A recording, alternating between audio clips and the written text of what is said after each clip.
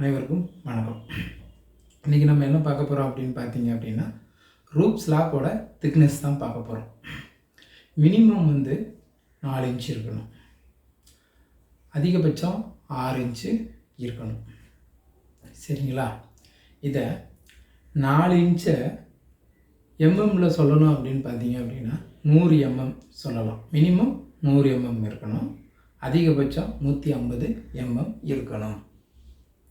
சரி, ரூப் ஸ்லாப் காங்கிரீட்டை பற்றி ஒரு சின்ன டிப்ஸ் சொன்னேன். நம்ம ரூப் காங்கிரீட் போடும்போது எப்போதுமே நமக்கு 5 இன்ச்சு திக்னஸ் வேணும் அப்படின்னா நம்ம 5.25 அல்லது 5.5 வைக்கணும்.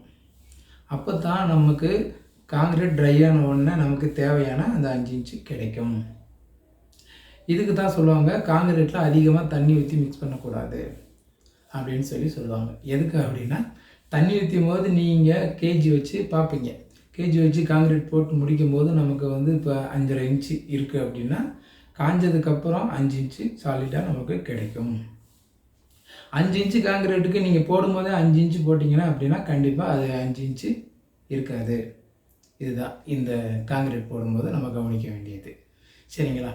சரி, நெக்ஸ்ட்டு அந்த திக்னஸை எப்படி கன்ஃபார்ம் பண்ணுறது அப்படின்னா, நீங்கள் புதுசாக வீடு கட்டும்போது நீங்கள் ஸ்ட்ரக்சரல் பிளான் வாங்கியிருந்தால் உங்களுக்கு அதில் மென்ஷன் பண்ணிவிடுவாங்க.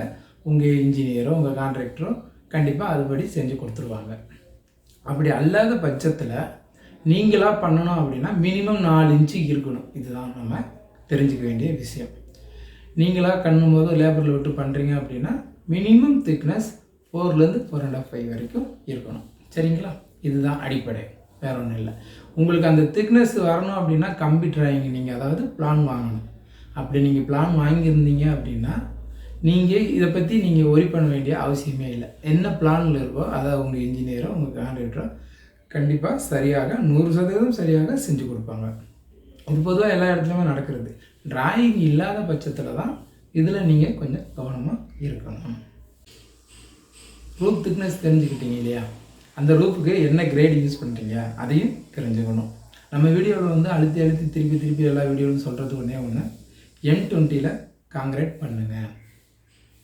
இது ரிக்வெஸ்ட்டாக வச்சுங்க. இல்லை, இது எல்லாருக்கும் தெரிஞ்சுக்க வேண்டிய ஒன்றா கூட இருக்கட்டும்.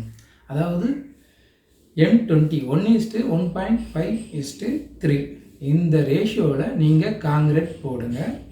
உங்கள் கான்ட்ராக்டர்கிட்ட சொல்லுங்கள், போட சொல்லுங்கள். சரிங்களா?